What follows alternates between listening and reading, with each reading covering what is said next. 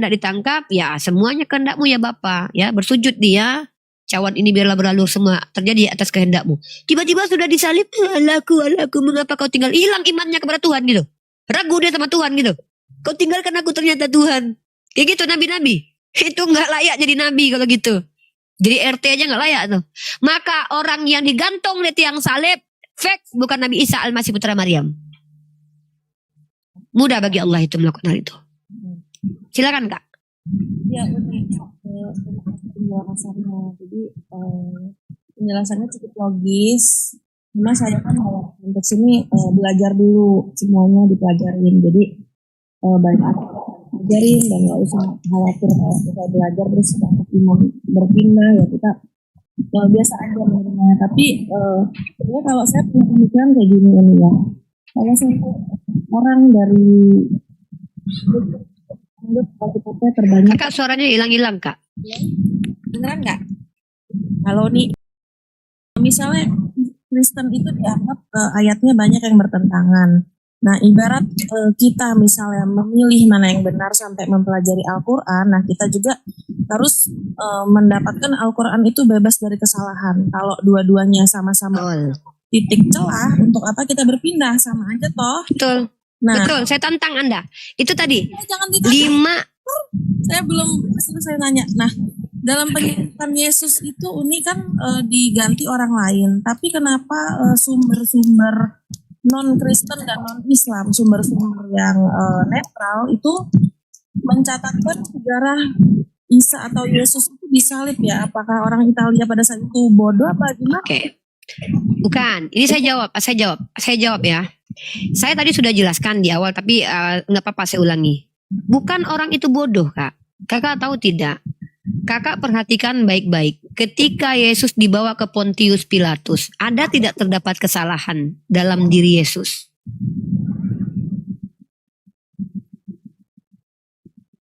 Coba saya tanya sama kakak.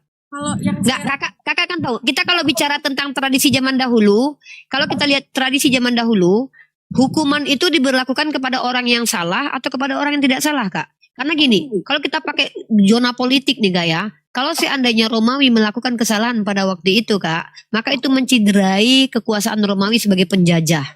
Dan ingat pada waktu itu mereka memimpin imam-imam Yahudi loh. Imam-imam Yahudi ini bukan orang-orang yang tidak berpengaruh, Kak. Mereka adalah orang-orang berpengaruh. Mereka adalah petinggi-petinggi dari kalangan Bani Israel. Walaupun mereka di bawah penjajahan. Mereka menyerahkan si Yesus ini yang kata mereka telah menghina secara akidah untuk disalibkan. Salib itu merupakan hukuman dari Romawi, bukan hukuman dari Yahudi. Karena dalam Yahudi menghujat nama Tuhan hukumnya harus dirajam. Coba kakak lihat dalam Sanhedrin. Sanhedrin menuliskan dia mati dirajam loh. Baru digantung. Tapi orang Romawi mengatakan bahwa dia disalib. Begini Kak, bukan mereka bodoh. Tapi antara Romawi dan Yahudi memiliki perspektif masing-masing. Kenapa? Karena memang mereka mendapatkan isu-isu omong-omong dari orang doang. Karena memang tidak bisa kita runutkan mata rantai informasinya itu betul-betul mendapat informasi yang valid. Contoh, kalau penulis kitab Matius itu semua adalah murid Yesus, coba kakak tahu tidak? Ketika Yesus ditangkap semua murid lari. Iya. Lalu siapa yang menceritakan tentang penyaliban ini? Oh, Longinus. Kalau memang Longinus menceritakan sesuatu yang benar, apa dasarnya? Apa dasarnya? Dasarnya saya minta. Bisakah menerima pernyataan dari Hansip Romawi yang adalah seorang penjahat? Ingat Longinus itu jadi santo loh sekarang loh. Nah, jadi informasi yang kalian terima itu adalah informasi dari orang-orang yang brutal, yang sudah tidak berpikir lagi. Orang-orang jahat dengan egonya. Di mana mereka adalah yang penting mereka sudah membunuh Yesus. Yahudi mengatakan, kami telah membunuh Yesus. Romawi mengatakan, kami telah membunuh Yesus. Jadi ini adalah informasi yang berseliweran. Makanya salah satu apokrifa ke surat Petrus, kalau tidak salah saya punya bukunya itu dan bukunya ada di Klaten ya. Judulnya adalah Pemahaman Alkitabiah yang ditulis oleh William Barclay. Ada salah satu surat atau apokrifa yang menceritakan bahwa Yesus yang asli secara insani disalib. Tapi Yesus yang asli itu sedang berbicara dengan salah satu muridnya di dekat Bukit Tengkorak. Itu ada datanya saya Pak, Mbak. Dalam buku William Barclay. Kalau kakak punya tuh berjilid-jilid tuh William Barclay menulis. Itu terdapat dalam apokrifa.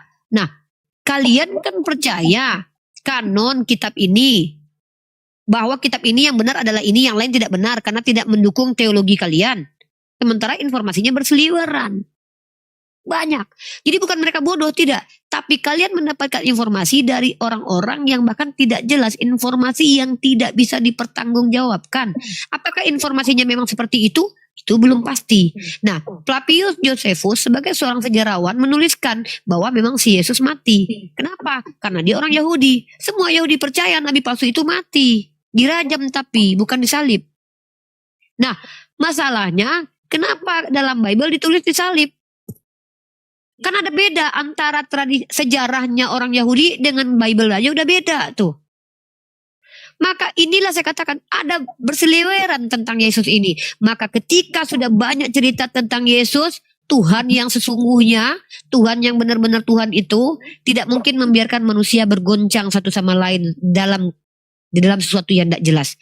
Maka begitulah cara Tuhan. Ketika suatu daerah sudah banyak penyesatan, Tuhan utus Rasul, Tuhan utus panduan. Makanya hadirlah Nabi Muhammad SAW memberikan informasi yang sebenarnya. Saya sudah buktikan Al-Quran kalam Allah dari 4 diksi yang tak mampu dibantah. Saya juga challenge. Cara membuktikan informasi dari seseorang itu dia adalah Nabi adalah dengan tunjukkan kalau dia pernah berdusta. Tunjukkan kepada saya secara ilmiah Nabi Muhammad itu pernah berdusta atau tidak. Seperti saya bisa tunjukkan Paulus itu pernah berdusta. Ya, kalau Paulus pernah berdusta. Nah, kemudian ketika saya bisa buktikan Nabi Muhammad Nabi betulan secara ilmiah, Al-Quran adalah firman Allah betulan secara ilmiah. Nah, maka inilah informasi yang real tentang Yesus bahwa dia tidak disalib, tidak dibunuhkan, tetapi diselamatkan oleh Allah. Karena yang namanya Nabi asli itu pasti diselamatkan. Rasul asli pasti diselamatkan. Abraham diselamatkan dari kematian dibakar oleh Raja Namrud. Yunus, bahkan Yesus sendiri berkata, angkatan yang jahat ini tidak akan mendapatkan penglihatan kecuali tanda Yunus. Apa tanda Yunus? Mukjizat pada Yunus apa? Masuk perut ikan, harusnya kalau kita berpikir dia mati, dimakan ikan. Tapi ternyata dia hidup dan berdoa. Itulah yang terjadi kepada Yesus yang dianggap mati padahal dia hidup. Makanya kami katakan dia belum meninggal. Gitu. Nah, jadi buktikan kepada saya bahwa penyaliban itu adalah sesuatu yang rasional. Kalau itu dikatakan sejarah, sejarah yang mencatat dia mati. Itu sejarah. Menurut orang Yahudi. Tapi secara dia bangkit, siapa yang bilang? Ada nggak sejarawan yang mengatakan Yesus bangkit, terbukti bangkit? Tunjukkan ke saya sejarawannya. Belum cari. Gitu. Kalau Al-Quran itu tidak bersandar kepada sejarah. Al-Quran informasi Tuhan. Validasinya boleh pakai sejarah, tapi Al-Quran tidak bersandar pada sejarah. Masa Tuhan informasi bersandar pada kebenaran yang dibawa orang lain? Kebenaran dari manusia itu tidak absolut. Sejarah, contoh sejarah itu tidak absolut. Bukti. 300 sekian tahun menurut sejarah yang kita pelajari di SD, Indonesia dijajah Belanda, ternyata dikritisi oleh sejarawan kontemporer. Itu bukti sejarah itu tidak absolut. Maka bagaimana mungkin firman Tuhan bersandar kepada karangan manusia yang tidak absolut? Ya, secara tahun 2024 metode berkembang keilmuan, cara validasi dan validator berkembang, tiba-tiba kalian bersandar kepada hasil manusia. Enggak bisa. Saya bersandar kepada informasi dari Tuhan. Cara membuktikan betul-betul dari Tuhan kayak mana? Ya itu saya sudah kasih data tadi. Bantahan. Bantah saja itu. Kalau ada yang mampu membantah itu berarti fik Al-Quran bukan firman Allah. Ya sudah. Kalau ini itu rasional, Kak. Ya. Itu pertimbangan rasional. Itu pertimbangan ilmiah. Kita menggunakan common sense. Jadi kalau misalnya belum bisa terbantahkan apapun yang tertulis itu walaupun belum bisa dibuktikan kita percaya iman. Nah, jadi ini saya masuk ke ranah ini cara memahami Al-Quran. Al-Quran itu memuat 2 dimensi. Dimensi fisik dan metafisik. Metafisik atau beyond logic bukan berarti unlogic. Jangan samakan. Unlogic artinya bertentangan dengan akal, beyond logic artinya di luar penalaran. Mukjizat itu sesuatu yang di luar penalaran. Orang beragama dengan orang ateis bedanya apa? Percaya sesuatu yang terjadi di luar nalar itu benar-benar ada. Itu orang beragama loh. Kalau tidak percaya itu jadi ateis aja sudah. Nah, unlogic artinya bertentangan. Pada saat bersamaan segi 3, tapi dia juga segi 4. Nah, itu unlogic tuh. Itu bukan beyond logic. Tapi kalau kita bicara tentang berapa jumlah galaksi di bumi, ya, itu 2 dimensi juga tuh. Beyond logic, di luar nalar. Kenapa? Penalaran kita itu muncul karena adanya stimulus. Stimulus itu adalah sesuatu yang dipaparkan kepada indera kita. Mata yang kita lihat, kulit yang kita rasa. Anda tahu kan dalam ranah psikologi arti persepsi apa? Persepsi itu adalah hasil stimulus yang keluar. Ya. Konsep apa? Abstraksi dari hasil kognitif kita. Ya, benar. Kita berpikir itu sebelum diolah di pikiran, itu tentu ada stimulus masuk. Kita katakan ini merah karena kita sudah lihat dengan mata, baru terkoneksi di kognitif kita. Kita sepakati secara konsensus istilah untuk ini namanya merah. Nah, jadi beyond logic artinya di luar penalaran. Bagaimana mau menalar sesuatu yang belum terindra? Maka kita bisa menalarkan sesuatu yang terindra. Tapi sesuatu yang belum terindra kita bisa juga menjelaskan dengan rasio, apa pertimbangan. Makanya keberadaan Tuhan itu dengan rasio. Kalau begini maka begini, kalau begitu maka begini. Itu namanya rasio, pertimbangan akal. Maka secara rasional Tuhan itu ada. Karena segala sesuatu itu bermula, maka tentu segala sesuatu bermula. Awal dari segala sesuatu itu yang disebut dengan Tuhan. Iya. Kalau kita lihat komputerisasi tidak akan pernah ada jaringannya kalau tidak diciptakan, maka tentu kita katakan kita ini diciptakan. Tidak ada sesuatu yang ada itu dari ketiadaan, kan begitu? Segala sesuatu itu ada dari adanya entitas. Nah, itu yang disebut dengan Tuhan atau sumber dari segala sesuatu. Atau yang disebut dalam istilah filsafatnya apa itu? Prima causa, Baru mau causa prima. ini tadi saya mulai hal yang sama, penalaran terhadap agama kan. Dalam sejarah agama Samawi ini kan ada mujizat agama. Laut terbelah menjadi dua tadinya. Nah, terus 10 tulah. Nah, banyak hal yang menurut saya kan nggak masuk logik tuh. Jadi kadang-kadang saya berpikir bahwa keimanan itu kadang-kadang logika itu memang tidak diperlukan secara banyak karena keagamaan itu sejarahnya itu di luar logika menurut saya. Kayak Nah, ini saya bikin statement nih. Saya bikin statement untuk kakak. Jadi kalau seorang ilmuwan itu sudah berani mengeluarkan fatwa, kak. Nah, kalau saya nih berani nih kali ini nih. Saya silahkan dibantah nih ya. Segala sesuatu yang belum bisa dibuktikan tidak sama dengan tidak terbukti. Nah, tolong ini statement nih kak. Statement ini ngeri kak. Kalau statement ini tuh keluar dari kognitif nih kak. Ya. Segala sesuatu yang belum terbukti tidak sama dengan tidak terbukti. ya, Sepakat? tunggu, segala sesuatu yang tidak bisa dibuktikan tidak Bukan salah. Segala sesuatu yang belum bisa dibuktikan tidak sama dengan tidak terbukti sama sekali. Itu beda. betul. Sepakat ya? Al-Quran itu 100% memuat dua dimensi. Dimensi fisik dan dimensi metafisik. Ketika dimensi fisik terbukti 70%, yang metafisiknya 30%, kenapa harus menolak yang metafisik sementara yang fisik terbukti 70%? Artinya yang 30% ini belum terbukti. Apa yang belum terbukti itu? Informasi gaib namanya. Informasi supranatural namanya. Informasi beyond logic namanya. Apa informasi tersebut? Informasi yang terjadi dahulu kala tanpa ada saksi mata yang disebut dengan informasi gaib juga, karena gaib dalam istilah bahasa Arab sesuatu yang tidak ada pada tempatnya. Ya. Kemudian informasi yang akan datang yang akan kita lalui. Kemudian informasi yang di luar penalaran kita, seperti terangkatnya Nabi Muhammad Isra dan Miraj. Seperti terangkatnya Elia dengan kereta Kencana. Itu informasi gaib. Nah, tapi masalahnya adalah di Al-Quran kami dipaksa. Memang ada paksaan tuh. Tapi paksaan itu bukan berarti kalian disuruh diam. Kata Allah, ini benar loh. Oke. Tapi kata Allah, buktikan kalau ini salah. Jadi doktrin beda kak. Kalau doktrin itu pengajaran manusia yang dianggap benar yang tidak perlu diuji. Itu pengajaran nih, besar luas cakupannya tuh. Seperti doktrin gereja Katolik dengan sistematika ajarannya, doktrin gereja Protestan bahwa ini sola scriptura, Bible gak pernah salah. Itu doktrin. Dogma beda lagi kak. Dogma adalah opini manusia yang mapan, dianggap benar dan tidak dibuktikan. Contoh, dogma infalibilitas paus. Bahwa paus itu tidak akan salah mengajar. Itu dogma. Tidak boleh diuji pokoknya, nggak usah diuji Paus. Dia benar sudah. Tapi Al-Quran adalah wahyu Allah yang minta dibuktikan. Nah, ini bukan doktrin, bukan dogma. Tidak bisa dikatakan doktrin, tidak bisa dikatakan dogma. Karena Al-Quran ini adalah wahyu dari kata wa, ha, dan ya. Artinya informasi, komunikasi yang transenden dan imanen. Transendennya mana? Dari Allah kepada Rasulullah, transenden itu. Imanennya mana? Dari Nabi Muhammad ke saya. Itu bisa saya jelaskan secara imanen itu. Itu bisa jelaskan secara ilmiah itu. Jadi ada dua dimensi.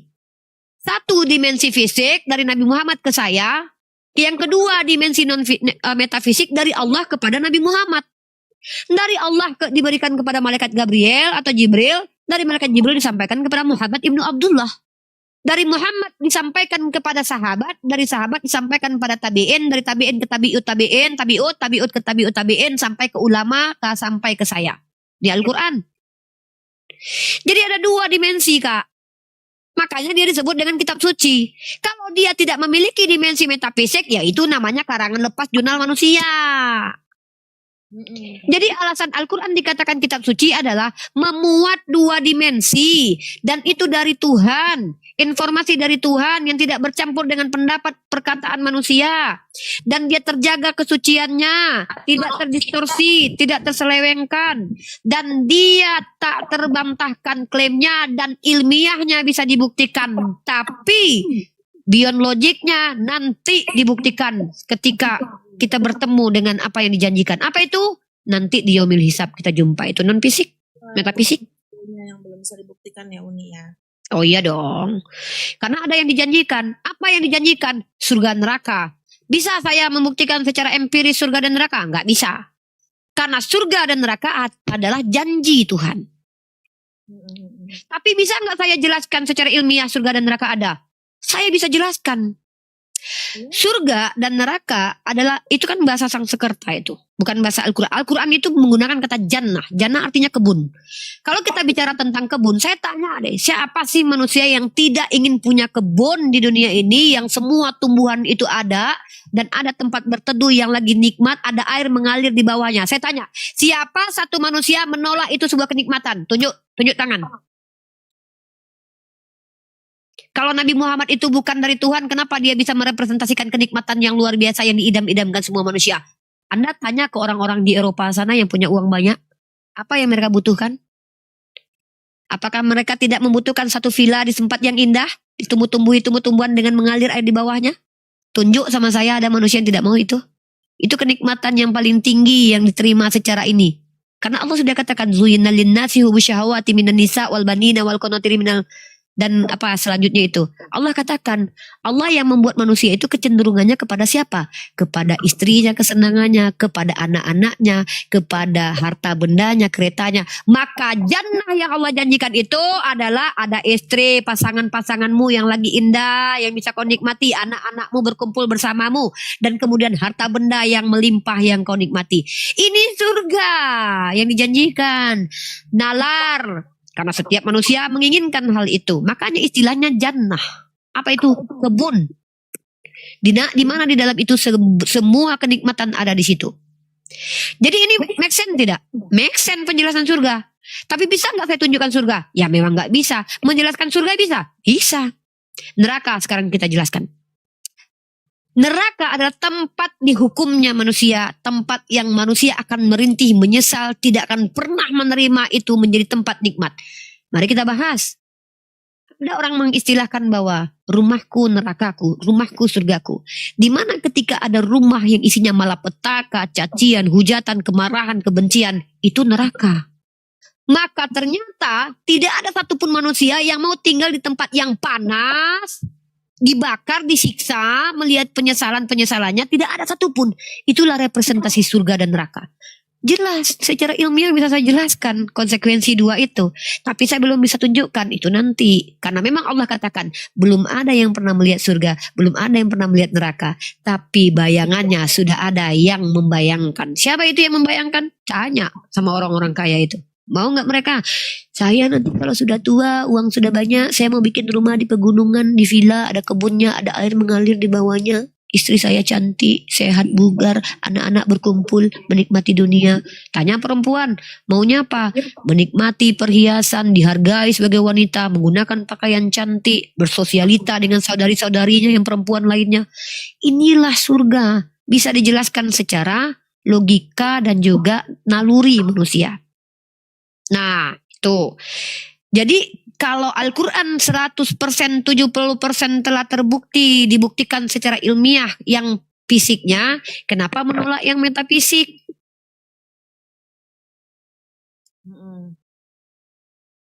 Gitu. Oke. Oke, Uni. Makasih penjelasannya. Mungkin terakhir lah ya, takut kepanjangan. Saya menanyakan mengenai hidayah, Uni. Hidayah itu kan hidayah itu pemberian Tuhan atau keputusan kita. Sebab Nah, mantap. An-Nahl Ini bagus nih. 93, seandainya Allah berkehendak, saya baca terjemahannya ya. Niscaya dia menjadikanmu satu umat saja.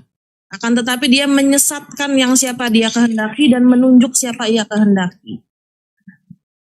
Nah, maksudnya saya kan mempelajari, saya hanya membaca terjemahannya Uni ya. Jadi ada beberapa ayat di mana seolah hidayah itu adalah takdir Tuhan. Jadi kita seperti tidak bisa apa-apa gitu. Kalaupun kita mempelajari, banyak loh orang tuh sudah menemukan Islam itu agama yang logis, tapi hatinya nggak terketuk. Mungkin salah satunya saya. Makanya saya tuh mempelajari Islam itu logis, dan saya sering menemukan dalam Al-Quran itu seperti hidayah itu adalah takdir. Karena kenapa Allah itu menciptakan neraka kalau semua orang tuh akan masuk surga? Berarti mungkin ada orang-orang yang udah ditentukan untuk masuk ke neraka. Dan saya menemukan beberapa ayat yang saya lupa, yang saya ingat An-Nahl ini, bahkan dia menyelesaikan apa yang dia kehendaki, memberi petunjuk kepada siapa kehendaki. Jadi cuma pengen hidayah itu seperti apa, Uni? Karena saya ngerasa sebagai manusia itu punya keterbatasan.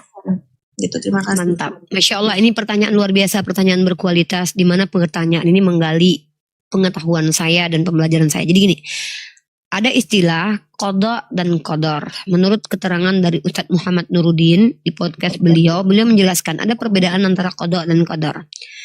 Qadar, apa yang Allah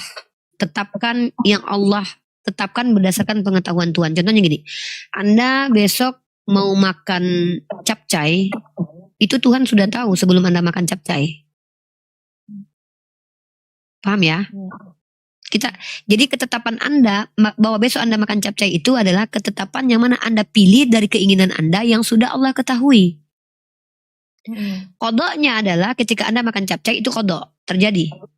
Nah, qada dan qadar artinya adalah takdir yang Allah tentukan, di mana ketentuan itu berdasarkan pengetahuan Allah. Hidayah itu izin Allah atas pilihan Anda. Itu kata tepat yang bisa saya kasih tahu.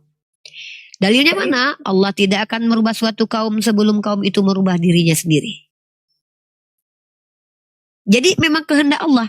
Nah, kenapa kemudian kita lihat ada loh orang baik, tapi kenapa dia tidak menjadi Islam?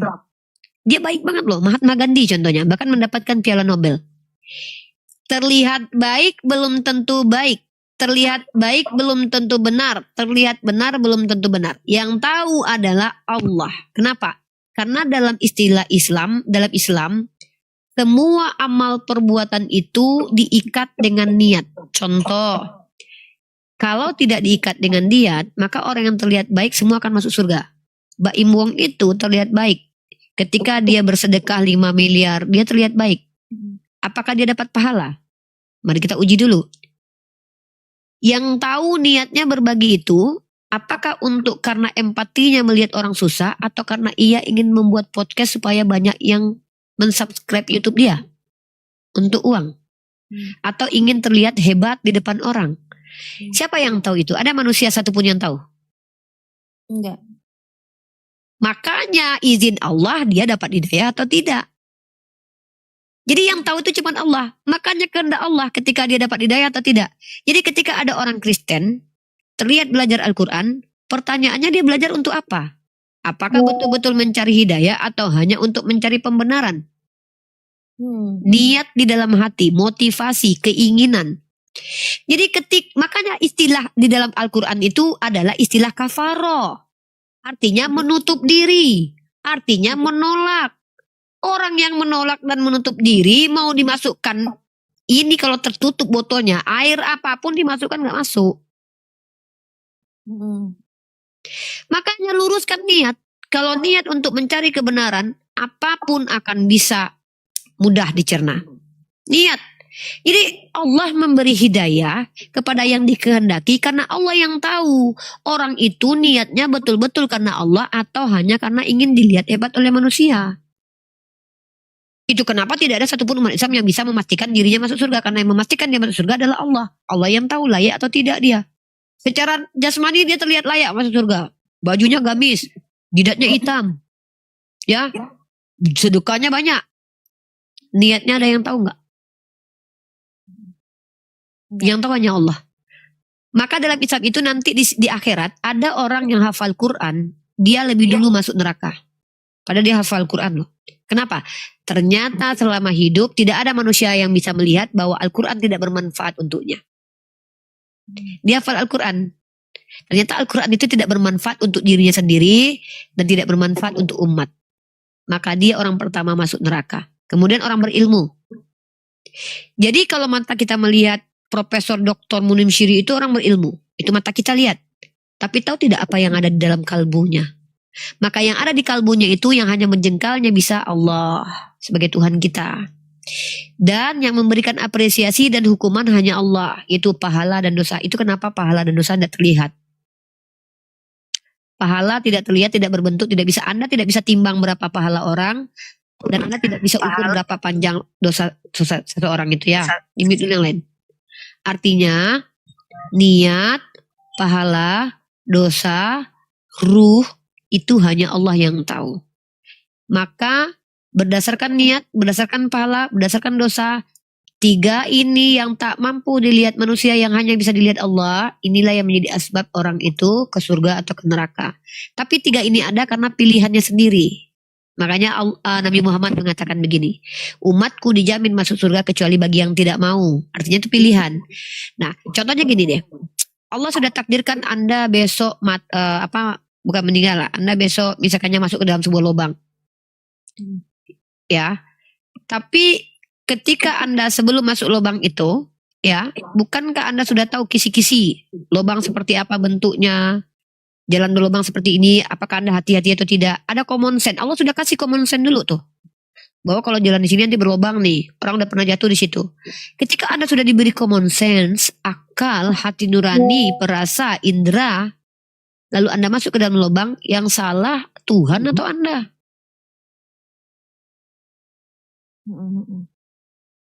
Nah, Tuhan izinkan Anda masuk lubang. Ternyata ketika Tuhan izinkan Anda masuk lubang itu ada kemungkinan itu. Bisa menjadi ujian, bisa menjadi hukuman. Hukuman karena ketololan Anda nggak pakai akal. Ujian supaya Anda tahu jatuh rasanya begini. Sehingga Anda nggak mau jatuh lagi nanti. Diuji Anda. Kalau Anda orang yang tangguh. Bangkit dari keterpurukan, naik. Jadi ada dua kemungkinan. Terserah, itu urusan Anda nanti. Prasangka hambaku, aku seperti prasangka hambaku. Kalau saya lebih berprasangka bahwa setiap musibah yang saya dapatkan adalah penghapus dosa saya. Maka begitulah ketentuan. Itu prasangka kita terhadap Allah. Ya seperti itu. Mau kita ya begitu. Kita yang mau begitu sudah. Saya lagi diazab Allah ini. Ya sudah, mau begitu. Jadilah seperti yang kau mau. Kan gitu kata Yesus kan. Iya. Nah, jadi inilah Islam. Islam itu make sense. Nah, ketika hari ini kamu tidak menerima Islam, itu bukan Allah yang tetapkan kalau kau nggak bisa jadi Islam, tidak. Tapi kau yang tak mau memilih. Contoh Firaun. Jadi gini. Kenapa orang tidak layak jadi Islam? Bisa jadi karena dia itu adalah orang yang menyimpan kebusukan di hatinya. Bisa jadi orang ini ketika dia masuk Islam justru akan menghancurkan Islam. Jadi ada sebab-sebab itu. Allah tahu tidak itu akan terjadi, tahu. Makanya orang ini tidak layak jadi Islam. Walaupun dia terlihat layak bagi pandangan manusia. Seperti Mahatma Gandhi lah, dia punya hadiah Nobel. Kenapa dia tidak diizinkan? Kenapa? Karena kita tidak tahu sepanjang kehidupannya perbuatan keji apa yang telah dia lakukan. Hanya Allah yang tahu. Seperti Firaun contohnya. Firaun itu berapa kali Musa datang kepada dia dengan lembut? tapi dia tidak layak dapat Islam. Makanya Allah izinkan ketika dia mau bersyahadat, ditendang lumpur ke mulutnya oleh malaikat Jibril. Maka dia tidak jadi bersyahadat. Kenapa? Ya Allah izinkan itu. Karena memang dia tidak layak. Nah, orang yang layak itu orang yang mencari. Karena dalam Islam, apa yang kau cari itu yang kau dapatkan. Anda tidak cari, tiba-tiba dapat. Emang siapa Anda? Enak aja.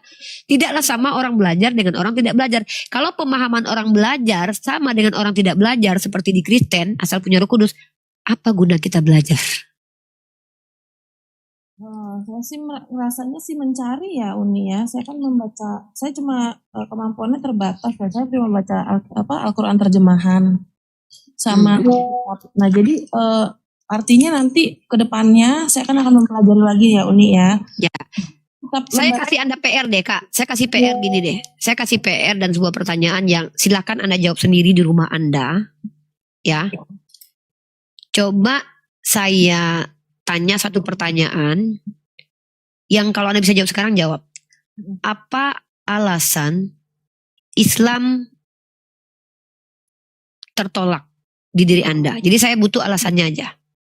Silakan. Ini dengan segala hormat bukan berarti saya menista ya. Ini benar. Itu hak Anda. No, itu hak. Saya yang tanya, itu hak Anda. Opini adalah opini dilindungi di Indonesia ini kok. Baca pasal 28E ayat kedua dan ketiga. Kebebasan beropini. Jadi memang alasannya itu memang alasan Islam tertolak itu kalau di saya itu alasan yang memang saya nggak sanggup jelaskan menggunakan logik seperti Uni Rifa. Jadi kalau saya pribadi sebenarnya seperti ini. Saya kan Kristen ini keturunan Uni. Jadi bukan yang pelatihan masih di misioneri sudah menghafal ayat Al-Quran. Iya. Saya kalah kalau begitu. Iya tapi maksudnya masih yang ayat-ayat pendek saja begitu. Dan agam yang artinya tidak berpindah. Itu Bagi kelanjutan pembangunan masjid raya yang sama-sama kita cintai. Dan jangan lupa like, share, and subscribe channel YouTube, kanal YouTube Masjid Raya Al-Akbar Sorong untuk kemajuan insya Allah. Makanya saya tetap di Islam. Ibu Aida, ini apa? Sekarang saya tanya. Kalau kita bicara awal-awal sebelum ke Islam itu dari mana aslinya? Saya asli Manado. Manado memang ya. Kemudian dari keluarga memang keluarga asli Kristen. Iya, jadi memang semua Kristen, Oh, tidak begitu. ada sama sekali Islam di keluarga saya tidak ada. Jadi praktis Ibu Aida sendiri? Ya. Keluarga. Atau ada yang lain juga menyusul ikut? Tidak, belum. Oh iya, ya, karena ini perlu pengeluaran perjuangannya. Kalau kita bisa, ini Ibu Aida punya jejak digital perjalanan sampai mendapat Islam itu seperti apa? Ya jadi mungkin awalnya karena kehidupan saya dengan keluarga saya memang di lingkungan yang Kristen, 100% Kristen, jadi memang tidak ada sama sekali Muslim di lingkungan kita saya ya. Komunitas lingkungan yang 100% Kristen. Jadi yang saya biasa lihat Islam itu di TV saja. Oh, lihat dengar TV saja. Iya, jadi lihat ada yang pakai jilbab, pakaian iya. tertutup, kemudian orang pergi ke masjid sholat, Oh, gitu. dengar azan itu mainan lewat ini TV. TV media saja.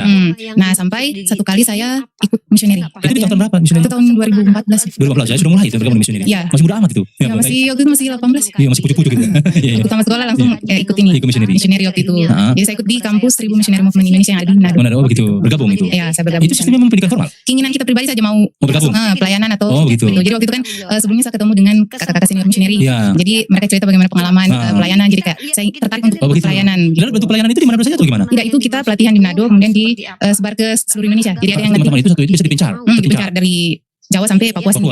Gitu. Jadi dikirimnya itu dua orang. Dua orang. Dikirim setelah pelatihan itu di kampus Berapa missionary. lama bentuk pengemblengan di misioneri itu? Itu sekitar 2 bulan ya. 2 bulan, 3 bulan, 2 bulan. Begitu ya? Pelatihan di sana jadi saya ikut 2 kali, 1 tahun pertama untuk Kristen. Untuk Kristen tapi lebih ke yang bergereja hari Minggu. Oh begitu. Jadi saya dengan partner saya disebut partner. Ini partner. Kami dua orang saja. Misinya supaya mereka bisa tertarik begitu kan? Ya seperti itulah misinya. Memang misinya Ibu Aida sebelum Jadi sudah setelah pelatihan selesai, saya dikirim ke Jogja. Waktu itu perempuan lawan atau ajak ke sawah. Ini saya nggak tahu ya saya. Jadi setiap pelawatan, perawatan, surat dulu. Jadi setelah apa namanya? Periksa apa cerita-cerita bisa kita berdoa menurut agama kami. Itu sebagai kayak pendekatan Pendekatan ya. untuk perkenalkan kalau Kristen seperti itu. Ada perhatian juga begitu. Iya. Nah, setelah itu mulai saya pelajari bagaimana kehidupan orang muslim di sana. Karena berapa lama sih di Bintai? Di Bantul Ngenta 10 bulan sama juga. Sama juga 10 bulan. Sama juga 10 bulan. Tapi itu masih muda sekali kalau gitu. Ya memang gitu ya. ditujukan untuk orang-orang muda untuk misioner itu memang. Biasa. Iya. Nah, di sana saya belajar banyak tentang kehidupan orang-orang muslim. Dan selama ini yang saya pikir orang muslim ini mungkin hal-hal negatif ya. Iya, pikir Kayak negatif. teroris lah atau apa begitu. Dan ternyata mereka tidak seperti apa yang saya bayangkan selama ini. Mereka baik-baik, bahkan ada banyak kita punya orang tua angkat lah di sana. Muslim? Mereka anggap kita ini anak gitu. Jadi setiap kali kita lewat, mereka panggil ayo ke rumah, kita bikin ini, bikin itu, atau ajak ke sawah atau Sudah akrab, sudah akrab. Itu sempat ada yang mengikuti agama? Nah, di situ saya sama partner saya itu yang jadi kayak pergumulan ya waktu itu. Iya. Kayak berpikir mereka agak susah sebenarnya. Susah untuk kayak kita mau gitu. mungkin kuat ya Iya. agamanya, itu yang saya lihat sih. Mereka sholat selalu 1 hari 5 waktu, sedangkan kita mungkin seminggu sekali. Iya. Adapun hari-hari biasa mungkin cuma berapa kali gitu. Jadi tidak Sempat merasa berat gitu ya? agak merasa berat memang waktu itu. Jadi saya sempat berpikir ini kira-kira bagaimana ya untuk bisa setidaknya membuat mereka itu kenal saja tentang ajaran Iya. Kristen ini. Jadi saya bikin satu buku ringkasan. Buku ringkasan tentang persamaan Kristen dan juga Islam, Alkitab dan juga Sempat begitu? Al-Quran. Iya, karena memang kayak saya rasa kayak susah ya untuk jangkau Iya. mereka ini gitu. Bisa sampai mengajak itu agak susah ya? Jadi saya pikir Akhirnya dengan bentuk itu, buat buku. Siapa tahu buku saku gitu. Iya, buku saku begitu. Jadi saya ringkas tentang persamaan Alkitab, Al-Quran, Kristen dan Islam begitu. Sempat sampai begitu ya? Nah, ya jadi mulai dari situlah saya mulai cari ayat-ayat Al-Quran. ayat Al-Quran. Oh, akhirnya memang belajar mencari Al-Quran. Iya. Yang kemudian ingin disama-samakan gitu. Nah, di sini mulailah saya kayak tertarik. Itu justru tertarik mulai. Tentu. Dari situ titik awal mulai tertarik. Iya, benar. Dan dengan kehidupan juga orang-orang muslim di sana, bagaimana mereka punya kebaikan, kehidupan mereka sehari-hari, Kehidupan sosial, dan masyarakat. mereka pakaiannya tertutup, terus masih selalu sholat. Karena yang selalu, memang ada di komunitas muslim semua. ya mereka yang selalu berbaring yang kayak mereka beribadah terus ya, mereka kayak tidak capek ya begitu, mesti beribadah dari 5 waktu. Iya. Terus saya bikin buku saku itu ya, buku kecil. Iya. Ringkas. Jadi mulai dari situlah saya pelajari banyak tentang Islam, tentang ayat Al-Quran. Nah, di situ saya meminta bantuan suami saya untuk ini, untuk bantu kita kasih apa ini Mas? Itu sudah rumah tangga? Belum aku Masih LDR? kita masih. Iya, jadi jauh. Jadi kita Tapi sharing ketemu di mana dengan suami? waktu itu di Papua. Di Papua? Di Sama-sama misionari? Jadi waktu itu kita ketemu pelayanan waktu di Wasio, terus pas di kapal kan, ya, ketemu baru kita kayak sharing-sharing Oh, gitu. gitu. Tahu sama-sama misionari? Begitu. Jadi kita cerita-cerita, berbagilah pengalaman.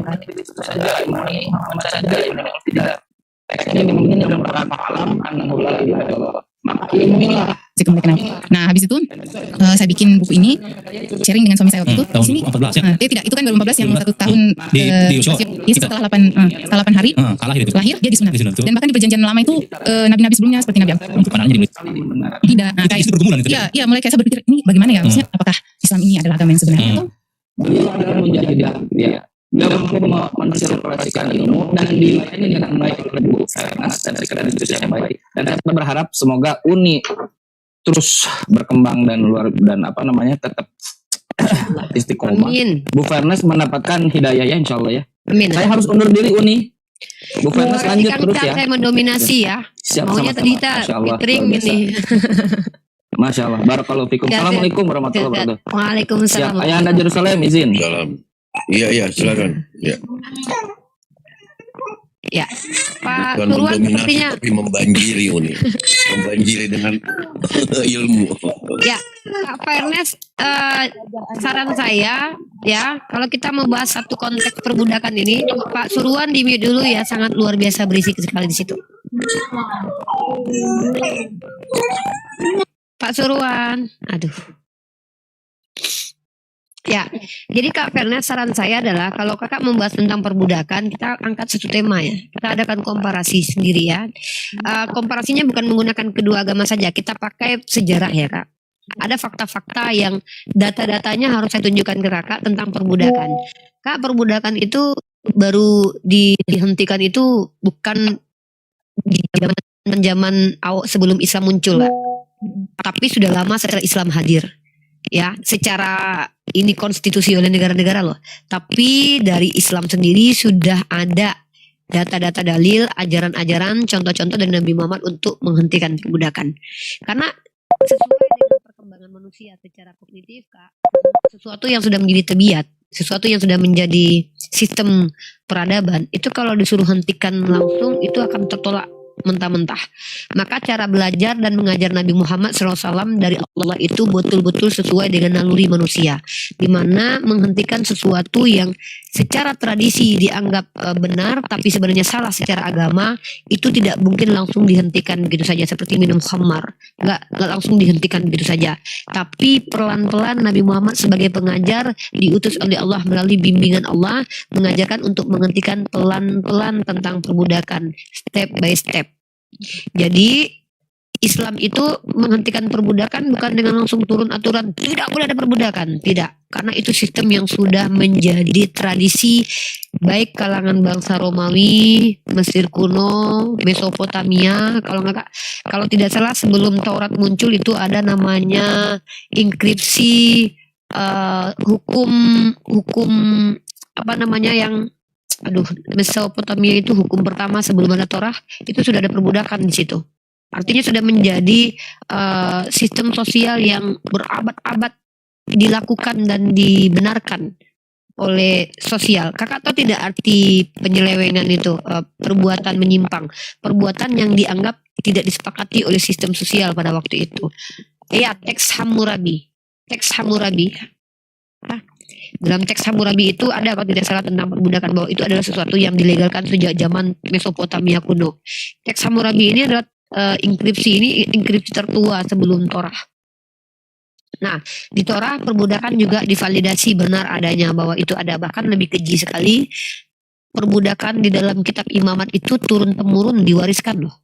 Tapi di Islam, Rasulullah mencontohkan melepaskan budak, Rasulullah mengajarkan untuk memerdekakan budak. Bahkan lebih tinggi lagi, budak disetarakan dengan anak oleh Rasulullah, diangkat menjadi anak. Keren. Bahkan lebih tinggi lagi, Rasulullah mencontohkan menjadikan seorang budak menjadi istri. Keren sekali Islam. Jadi Rasulullah SAW itu saking memuliakan budak, ada posisi-posisi yang berada di posisi tertinggi mulia di dalam sistem sosial manusia di Islam itu yang diduduki oleh para budak. Istri Rasulullah, mantan budak ada. Anak angkat Rasulullah, mantan budak ada. Sahabat terdekat yang kata Rasulullah bahkan sendalnya sendiri terdengar di surga itu adalah budak. Bayangkan, apakah ada di dalam kaidah agama lain seperti ini? Jadi kalau kita bicara kakak terganggu dengan adanya budak boleh dikawini, kakak harus tahu dalam sistem sosial peradaban budak itu adalah properti, kak. Jangankan digauli, kak, disiksa saja dibolehkan dalam kitab Torah. Saya akan tunjukkan datanya.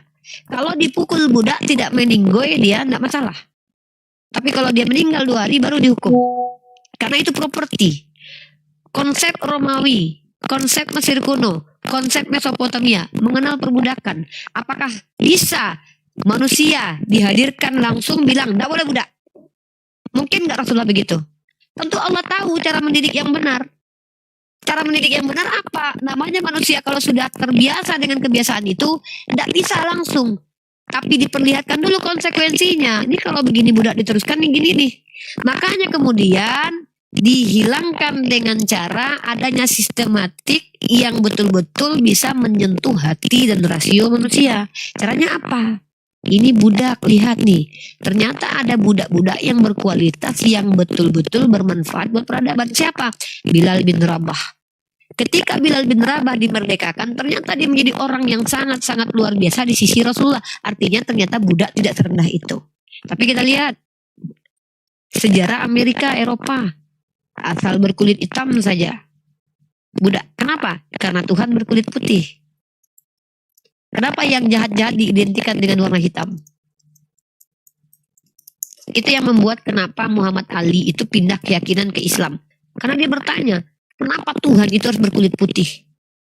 Kalau Tuhan berkulit putih, seolah-olah berkulit hitam ini tidak layak menjadi hamba Tuhan. Kenapa Tuhan hanya datang dari Bani Israel? Kalau Tuhan hanya datang dari satu suku, maka suku yang lain tidak layak. Itulah yang dilakukan oleh Bani Israel. Meninggikan suku mereka, merendahkan suku yang lain. Itu faktanya, suku Amalek itu diperangi Tuhan turun-temurun. Itu kenapa sampai sekarang Zionis membabi buta menghabisi orang-orang di Palestina. Karena menurut kitab kalian, dikatakan Filistin itu adalah apa? Orang yang boleh diperangi, anak kecilnya boleh dihabisi. Paradigma itu muncul dalam kitab suci, maka wajar ketika ada orang yang mengimani kitab itu sebagai kitab suci, menghabisi anak-anak kecil dari kalangan Filistin. Ini trigger yang jelek dari kitab suci. Ini trigger yang sangat buruk dari kitab suci. Apakah Al-Quran seperti itu? Coba, apa kata Allah? Yang membedakan engkau dan yang lainnya adalah iman dan takwa di dalam dadamu. Bukan siapa bapak moyangmu, bukan siapa keturunanmu, warna kulitmu, bukan. Makanya budak itu duduk setara dengan Rasulullah. Duduk setara dengan sahabat Rasulullah, budak. Bilal bin Rabah budak berkulit hitam. Tapi kedudukannya lebih tinggi daripada Fir'aun. Sendalnya Bilal itu terdengar di surga. Saya mungkin lebih hina daripada sendal Bilal bin Rabah. Padahal saya wanita merdeka. Kulit saya tidak sehitam Bilal. Kenapa? Yang membedakan saya dengan Bilal adalah iman dan takwa Bilal. Bilal ketika beriman kepada Allah diletakkan batu di dadanya. Allah, Allah, Allah, Allah. Saya belum tentu sanggup kayak Bilal. Ini Islam. Ini Islam. Tapi kalau kita bicara tentang Kristen, mari kita bahas. Kristen adalah agama yang doktrinnya, keselamatannya, kenikmatan keselamatan umat Kristen hasil penderitaan. Iya. Masuk nggak di hati kakak? Hati, pakai empati gak? Kakak tahu beda psikopat dengan orang normal nggak? Orang-orang yang disebut dengan psikopat itu bukan hanya kehilangan empati, tapi memang tidak punya empati. Empati adalah daya hasil dari Ada aja yang nggak masuk akal baik di Kristen maupun Islam. Jadi itulah yang membuat saya kayak masih ragu. Jadi ya, bukan yang di Islam kan tadi saya sudah jelaskan. Menurut kakak tidak masuk akal. Yang saya jelaskan tadi, hanya Islam satu-satunya agama yang memerdekakan budak, bahkan meletakkan budak di posisi teratas. Masih nggak masuk akal. Saya sudah ceritakan. Bilal bin Rabah budak, kedudukannya di sisi Rasulullah mulia. Anaknya Zaid bin Haritsah itu budak. Kakak tahu tidak Zaid bin Haritsah itu kenapa bisa jadi anak angkat Rasulullah? Oke, saya ceritakan. Silakan kakak tolak ini. Zaid bin Haritsah adalah anak yang hilang dan diambil oleh orang kemudian dijual. Karena kalau zaman dahulu itu orang yang tidak punya identitas, orang hilang, orang yang hasil dari tawanan kala perang itu dijual, diperjualbelikan. Makanya Yusuf itu diperjualbelikan oleh kakaknya karena dia oleh orang-orang Ismailit atau orang-orang dari kalangan Arab karena dari Mesir ya, karena dia ditemukan di sebuah sumur. Artinya tidak terlihat bahwa dia dimiliki oleh keluarga tertentu. Maka Zaid bin Haritsah waktu dia kecil itu hilang. Ketika dia diambil dan dijual di pasar budak, dia dibeli oleh Sayyidah Khadijah. Sayyidah Khadijah kemudian menghadiahkan budak tersebut untuk Rasulullah Shallallahu Alaihi Wasallam. Lalu kemudian ketika Zaid bin Haritsah bertemu dengan keluarganya, kemudian Zaid bin Haritsah diberikan pilihan. Ya, ketika keluarganya datang kepadanya, kami ini keluargamu. Sementara itu kau jadi budak sama Muhammad. Maka Rasulullah berdiri, Zaid silakan kau pilih. Kau tahu kedudukanku di depanmu dan kau tahu ini keluargamu. Zaid seorang budak lebih memilih bersama Rasulullah. Bayangkan kenapa seorang budak lebih memilih bersama majikannya ketimbang sama keluarganya. Ada apa dengan orang ini? Maka kemudian ketika orang tua Zaid mengatakan, kau menghinakan keluarga kita, bukankah kau hanya jadi budak di situ sementara kau bersama kami jadi orang merdeka? Apa kata Rasulullah? Hari ini ku bebaskan Zaid, bahkan dia menjadi anak angkat dari Rasulullah Sallallahu Alaihi Wasallam. Tapi Rasulullah bukan orang yang diajarkan berdusta. Yang namanya anak angkat tidak akan pernah setara dengan anak kandung. Ketika dia mau diberi nama Zaid bin Abdullah bin Muhammad, tidak layak, tidak bisa karena memang bukan hasil biologis dari Nabi Muhammad. Maka tetap namanya Zaid bin Haritsah. Lihat Islam. Ketika budak sudah jadi anak angkat, nama bapaknya tetap tidak dihilangkan. Lihat Islam. Ini Islam nih. Tapi coba lihat kitab kalian. Yesus bukan anaknya Yusuf, dikatakan anak Yusuf. Penipuan ini. Lihat Islam kak, jujur. Jadi ketika Zaid bin Haritsah tetap menjadi Zaid bin Haritsah, dia menjadi anak angkat Rasulullah SAW, itu pilihan Zaid. Bukan karena keterpaksaan. Dan kakak masih bertanya sama saya, masih bilang gak make sense perbudakan dalam Islam. Justru Islamlah yang agama satu-satunya yang menghilangkan perbudakan by sistematik, menggunakan penalaran yang sehat. Budak boleh, bahkan nikahilah budakmu. Disuruh nikahi. Pernikahan jangan dibedakan, kasih mahar. Sama dengan menikahi wanita-wanita biasa, nikahi budakmu, kasih mahar. Lebih baik kau menikahi budakmu ketimbang kau nikah wanita musyrik yang merdeka. Ini Islam loh. Ini kalau masalah tawanan digauli, coba tunjukkan kepada saya satu tawanan Rasulullah yang digauli paksa oleh Rasulullah. Tunjukkan satu. Tunjukkan kepada saya satu tawanan, satu perempuan yang digauli Rasulullah kemudian bersuara mengatakan terzolimi. Tahu cerita Maria Kipti? Tahu cerita Safia? Anda tahu bagaimana kedudukan perempuan-perempuan ini, Maria Kipti? Ketika Rasulullah sakit, lalu apa kata Maria Kipti? Seandainya penyakit itu bisa pindah kepadaku, aku saja yang sakit. Sayyidah Aisyah cemburu, wajar, itu normal. Istri dengan istri lain cemburu wajar, asal tidak ditunjukkan dengan cara-cara yang tidak baik. Lalu apa kata Rasulullah? Dia benar. Kalau Maria Kipti ini adalah orang yang marah karena orang tuanya kalah perang dan dihabisi oleh pasukan Rasulullah SAW, Kak, secara logika harusnya Maria Kipti ketika tidur bersama Rasulullah mudah dia menggorok leher Nabi saya malam itu. Ada nggak dilakukan Maria Kipti? Kok justru dia jatuh cinta sama Nabi saya? Safia atau Maria Kipti di antara keduanya? Silakan kalian cross check, ya. Silakan kalian cross check. Kenapa tidak ada di antara Safia dan Maria Kipti kalau mereka adalah terzalimi satupun yang mencoba menyakiti Nabi saya? Kenapa justru mencintai Nabi saya?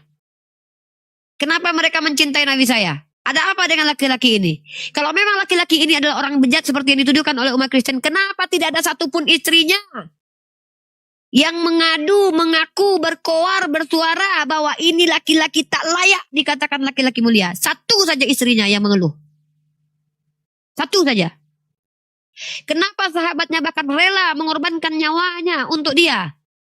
Lalu kalian yang muncul tahun 2024 yang gak tahu cerita tentang dia, berani-beraninya kalian jelekkan beliau. Sementara kalian gak kenal dengan beliau. Tapi kalau kita lihat Yesus pilih 12 murid loh. 2 diantaranya berkhianat. Bahkan ketika dia tangkap semua kabur. Ada apa dengan Yesus? Kalau memang dia adalah orang yang adalah Tuhan, gak mungkin. Tidak mungkin. Saya jangankan sama Tuhan, jalan sama presiden aja saya, apa kau? Presiden ini depanku, janganlah. Polisi aja saya gak takut sama penjahat lagi. Ini ada murid-murid yang dipilih sama Tuhan langsung, dipilih lagi. Jalan ditangkap, Tuhannya malah kabur. Artinya ke-12 murid tidak percaya kalau orang ini punya kekuatan supranatural. Padahal udah lihat dengan mata kepalanya. Pikirkan itu. Kenapa Yesus tidak ada perempuan yang ada di sisinya yang adalah perempuan baik-baik? Kenapa justru pesundal? Jangan kalian katakan, karena dia ini kan mencukai pesundal. Aduh, udahlah, pakai ini aja lah. Saya nggak mau menuduh. Makanya saya bilang, Yesus yang diceritakan itu Yesus yang mana? Kalau Nabi saya, tuduhan bahwa Nabi saya itu keji dan kejam kepada perempuan. Satu perempuan yang mengaku dizolimi sama Nabi saya, tunjuk. Jangan kalian ceritakan tentang perempuan tukang fitnah yang memang mendapatkan hukuman karena dia adalah seorang perempuan penista, tukang fitnah. Itu hukuman. Perempuan kayak gitu nggak layak. Coba. Istri Nabi saya itu ada 2 tuh, yang satu Safia, satu Maria Kipti. Coba tunjukkan di antara keduanya itu yang pernah mencoba untuk menghabisi nyawa suaminya ketika dia tidur berdua. Tunjukkan. Kalau tidak ada berarti kalian hanya menuduh. Masa rumah tangga orang kalian yang menghakimi? Masa istrinya bahagia kalian bilang istrinya terzolimi? Kan lucu. Coba tunjukkan Sayyidah Aisyah dari 2000 hadis yang dia riwayatkan. Satu saja kata-kata dari dia sebagai indikasi secara ilmiah, secara medis menunjukkan bahwa dia adalah korban pedo.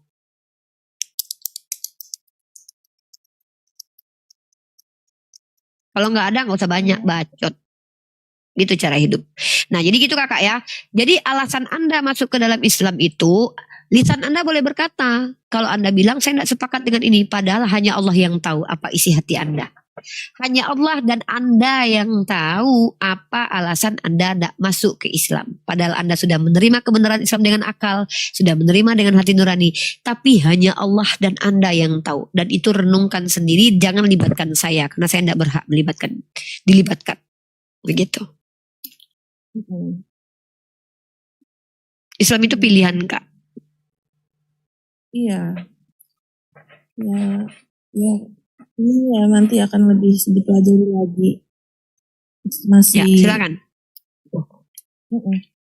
Ya, nanti akan lebih dipelajari lagi sih Uni, karena memang ya aku nggak tahu lah ya, terlalu kritis mungkin dalam apa-apa. Mungkin saya terlalu. Itu keren. Orang kritis itu orang anti penyesatan dan anti tipu-tipu, itu keren, justru lebih bagus. Islam itu adalah orang yang masuk ke Islam itu, Kak, ciri-ciri orang berislam itu adalah berakal. Setiap saya mengkritisi apa yang nggak masuk akal tuh saya takutnya dikira ini mau ngehujat. Sebenarnya ada hal-hal yang memang saya nggak memahami gitu, kok seperti itu. Oh, enggak. Karena bagi saya kalau pindah itu kan pasti kan tidak mudah. Pertama, kalau di Indonesia stigma keluarga, orang sekitar. Artinya kalau kita mau mengambil keputusan pindah itu harus yakin betul, jangan ada keraguan. Nah, mungkin keraguan-keraguan itu masih saya pelajari lah gitu kan. Dan nggak bisa ya memang. Silakan saudariku, itu hak kita. Hak kita itu adalah tidak mau dibodoh-bodohi, itu hak kita. Dan saya orang yang akan menjadi teman diskusi Anda. Silakan follow akun saya. Kalau menurut Anda saya kompeten menemani perjalanan spiritual Anda dalam mengkaji agama-agama, saya bersedia. Tapi kalau menurut Anda saya tidak kompeten, tinggalkan saya. Saya tidak pernah berharap untuk diikuti. Saya hanya berharap bisa diberi waktu dan umur untuk menyampaikan hasil kajian saya.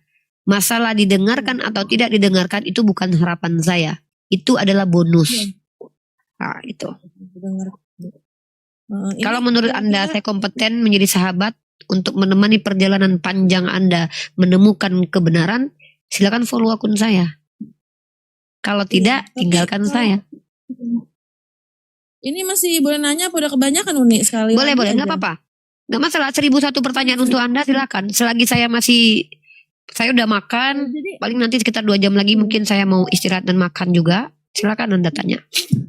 Jangan 1000 lah Uni, 999 aja Uni. Iya, 999 pertanyaan. Sisain 1 buat yang lain. Jadi kalau Tuhan menciptakan itu orang ada yang berkulit hitam, ada yang berkulit putih. Semuanya tuh indah dan sama di mata Tuhan ya Uni. Ya. Sama aja, maksudnya tidak membedakan suku. Nah ini mohon maaf banget, saya ada kekritisan juga terhadap penggambaran surga di mana bidadari itu digambarkan putih dan berbadan bagus lah. Padahal kan Tuhan menciptakan orang tuh kulit berwarna-warni beda-beda. Bukannya semuanya indah. Kenapa Tuhan menggambarkan surga sebagai bidadari yang putih kulitnya? Saya tuh sempat baca sih kalau saya nggak salah ya Uni, karena saya tuh udah cukup lama Al-Quran. Kenapa harus berkulit putih seperti selera sebuah golongan yang tidak merepresentasikan? Saya kadang-kadang lihat orang kulit coklat tuh cakep gitu misalnya. Oke, coba kita buka datanya. Penggambaran hurun ain. Dan mungkin saya harus kasih tahu sama Anda nih. Anda tahu tidak hurun ain itu adalah istilah untuk yang diterjemahkan menjadi bidadari. Sebenarnya hurun ain itu apa? Bermata bagus, bermata indah. Kita lihat ya. Ini ada Ustadz Abu Alia Rukian ya. Assalamualaikum warahmatullahi wabarakatuh. Waalaikumsalam warahmatullahi wabarakatuh. Ya ini lanjut. Monggo nih. Ya Ustadz, kalau mungkin mau menjelaskan tentang ini ambil alih dulu. Selagi saya mau menunjukkan data. Mungkin silakan Ustadz Abu mau menjelaskan. Saya mungkin sedikit ya. Teman-teman sekalian, jadi gambaran surga itu bukan seperti dunia ya teman-teman sekalian. Kita itu nanti di surga seorang muslim itu sebaya, jadi tidak ada nenek-nenek, tidak ada tua. Ya sebaya artinya dia tidak bayi, tidak tua, sebaya. Artinya itu apa yang dikaruniakan oleh Allah atas diri manusia ketika di surga. Dan isi gambaran surga itu adalah sebuah kenikmatan semuanya. Baik makanannya, baik pelayanannya. Ya, salah satu jenis pelayan ini adalah bidadari. Ya, orang mungkin berkata bahwasanya kenapa tidak ada bidadara? Adanya kok bidadari? Allah itu lebih tahu ciptaannya manusia. Antara jenis laki-laki dan perempuan. Fitrah laki-laki itu adalah selalu bahagia dalam memandang wanita. Maka diciptakanlah bidadari sebagai pelayan-pelayannya. Tapi perempuan wanita nanti di surga itu bukan laki-laki. Ya fitrah mereka itu, kesenangan mereka itu bukan laki-laki tapi perhiasan. Maka Allah tempatkan, itulah maha adilnya Allah sebetulnya. Adil itu bukan apa yang kita lihat, tempatkan sesuatu pada tempatnya gitu loh. Jadi Allah itu tahu isi hati dua jenis makhluk yang diciptakan. Kecenderungan wanita itu, kenapa di surga itu tidak ada bidadara? Karena kecenderungan wanita itu, maka Allah hadiahkan seluruh perhiasan kemuliaan. Bahkan Allah angkat sebagai ratunya bidadari untuk bagaimana masih berbakti kepada, berkumpul kepada suami gitu. Ini maha adilnya Allah ya. Enggak diciptakan bidadara, enggak. Ya, hanya bidadari di sini jangan konteksnya melayani secara seksual saja. Di surga itu gambaran bidadari ini adalah sebagai pelayan, menyiapkan makanan, minuman, membawa lak-lak gelas-gelas permata. Jadi itu sebagai karunia kita dilayani gitu loh. Jadi di surga itu juga tidak ada makanan yang kita cari, tapi makananlah yang mencari kita, karena seluruh kenikmatan itu didekatkan. Jadi seperti itu gambaran bidadari. Jadi kalau bidadari itu sifatnya indah, ya misalkan qurun ain tadi yang disampaikan unik, ya betul. Maka dia apa yang dipandang oleh seseorang ini, keindahan itulah yang diinginkan orang ini yang masuk surga gitu loh. Bukan sesuatu yang digambarkan di dunia, ya, sangat jauh sekali. Maka Allah itu katakan, engkau akan melihat gambaran surga itu yang tidak akan pernah terlintas dalam matamu, dalam pikiranmu gitu loh. Maka jangkauan akal kita itu tidak akan mampu gitu lah. Gitu mungkin nih sedikit dari Tapi saya Ustadz kalau disuruh pilih surga yang ada bidadari dan surga yang ada pesundalnya, saya lebih pilih yang ada bidadarinya, Ustadz. Nanti repot kalau saya masuk surga yang ada pesundalnya, ntar saya maksiat lagi.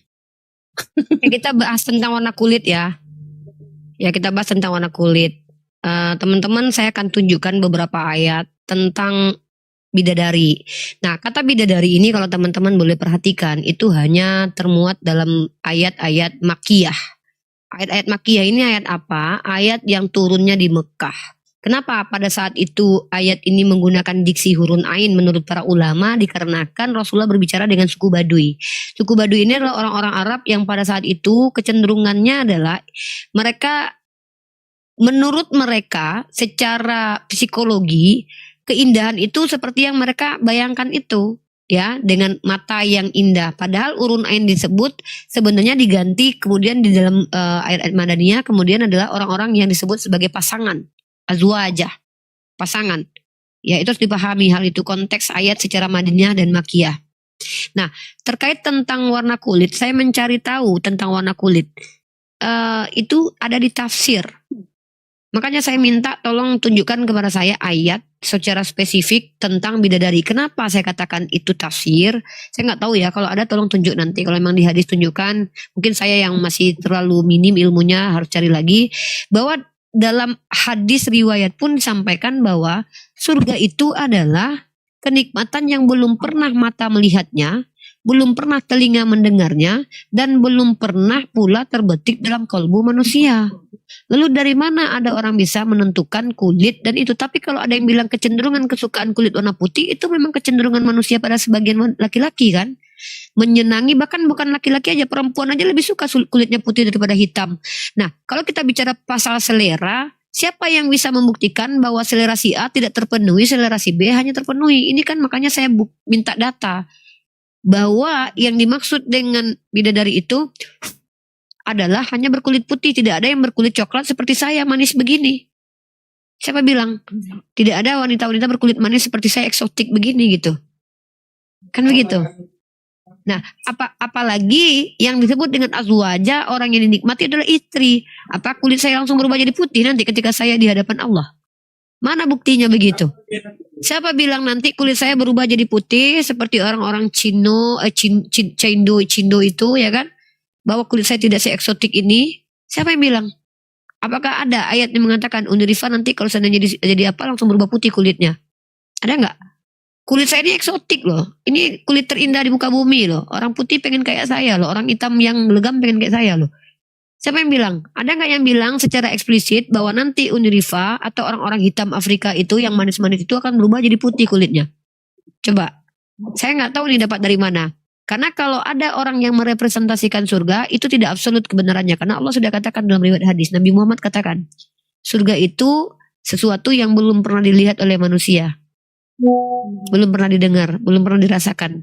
Jadi kalaupun ada yang merepresentasikan, kecuali Al-Quran, maka itu tidak absolut. Maka di Al-Quran, coba. Saya mau tahu nih. Saya lagi cari nih.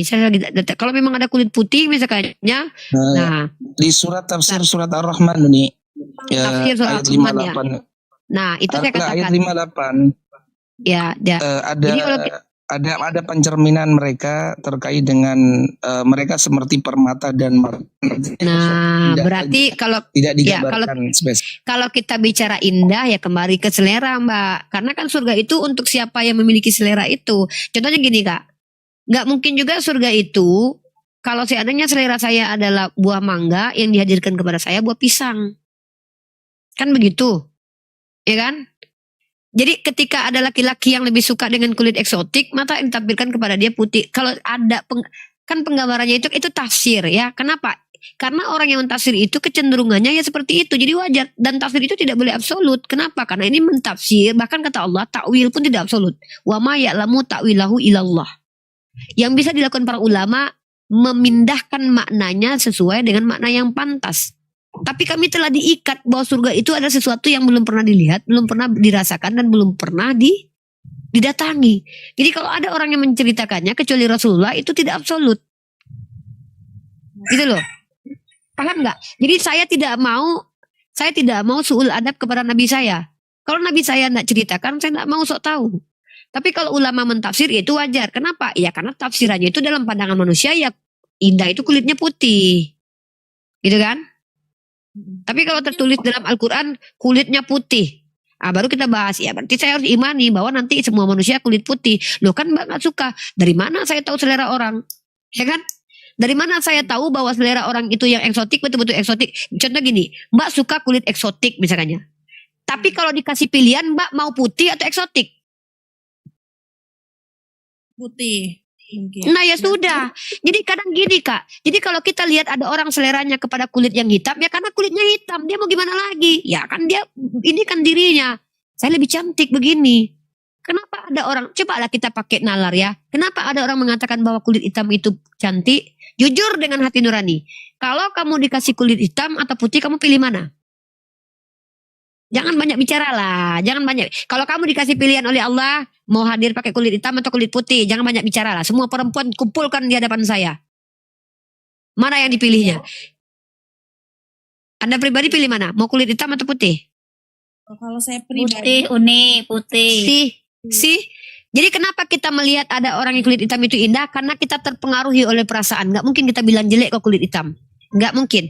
Jadi andai pun ada eksplisit di Al-Quran bahwa nanti perempuan akan berkulit putih indah, itu make sense. Kenapa?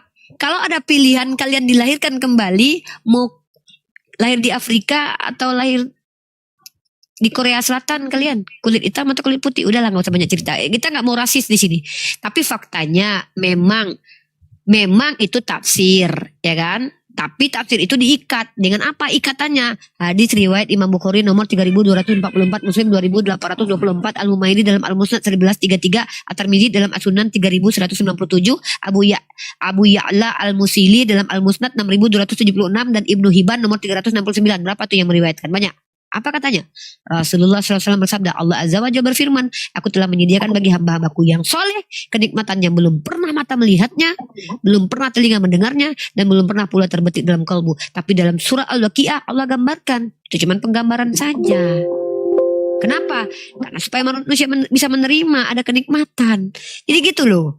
Ya, jadi kalau ada yang bilang kenapa cuma kulit hitam, kenapa kulit putih? Lu mana? Kalau ditanya perempuan mau nggak kamu hadir sebagai apa nanti, kulit hitam kulit putih? Alah, nggak usah lah. Buktinya itu produk skincare paling banyak laku itu pemutih. Udahlah.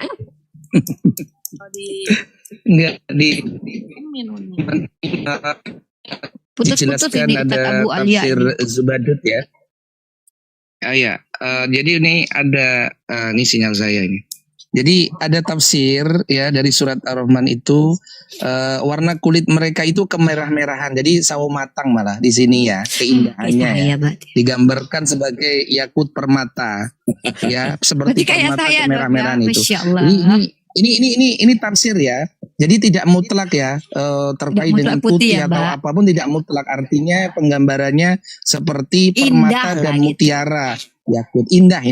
Begitu. Indah lah, Mbak. Ini malah digambarkan kemerah-merahan, berarti kan sawo matang, ini ada yang menyampaikan gitu.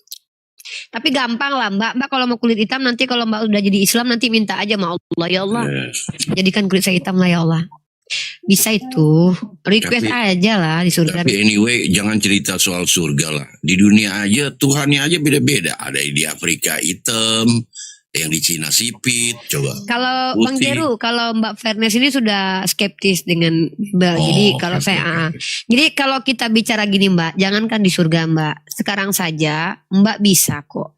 Mau kulit manis kayak saya ini bisa, mau kulit putih bisa. Ya, minum kolagen. Mau kulitnya separuh matang boleh. Minum itu jemur.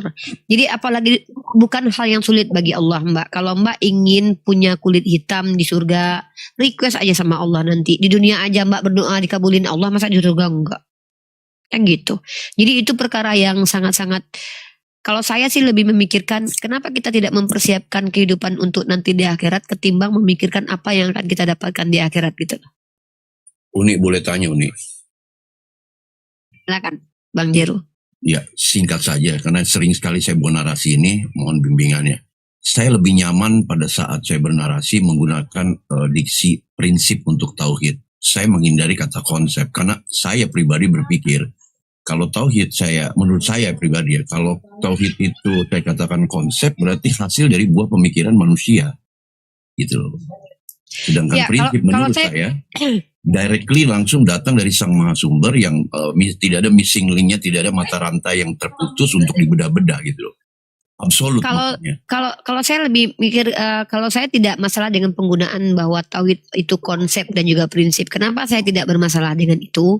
Pertama adalah tauhid itu bukan konsep yang dibawa Nabi Muhammad, tapi konsep yang memang manusia itu ketika memahami sesuatu ya dengan konsep. Kan tauhid itu cara kita memahami, cara kita menuhankan Allah. Memang cara kita menuhankan Allah kan. Persepsi kita atau konsepsi kita tentang Allah. Dan itu kan konsep. Bukan berarti itu adalah konsep Nabi Muhammad yang diajarkan ke kita. Bukan. Itu tetap wahyu. Tapi tetap merupakan, coba, bertauhid kamu. Kan kata kerja. Saya bertauhid nih. Nah, bertauhidnya apa? Dengan cara saya mengatakan Allah itu ya satu, satu-satunya. Itu konsepsi saya tentang Allah. Saya masih nggak masalah dengan itu. Bukan berarti itu konsep Nabi Muhammad yang diajarkan ke kita. Tetap itu wahyu. Gitu loh. Karena tauhid itu kan kita ke Allah. Nah, wahyunya apa? Allah Ahad, Allah Al-Wahid, itu wahyunya. Cara kita ke Allah, yaitu konsep kita. Konsep saya ke Allah, cara berpikir kita, abstraksi saya tentang Allah, yaitu bertauhid. Apa tauhid saya? Makanya muncul ulama kemudian dengan konsep uluhiyah, rububiyah, itu kan ada diajarkan Nabi Muhammad itu. Tapi kan dibuat konsepnya oleh para ulama. Dan saya tidak masalah dengan itu. Bagi saya pribadi loh ya. Sudut pandang saya terhadap Allah, ya itu konsep saya kan dalam bahasa ilmiahnya. Konsepsi saya tentang Allah kan. Ya udah tauhid. Apa konsep saya tentang Allah? Tauhid. Konsep itu yang ngajarin siapa? Wahyu. Wahyunya dari Nabi Muhammad.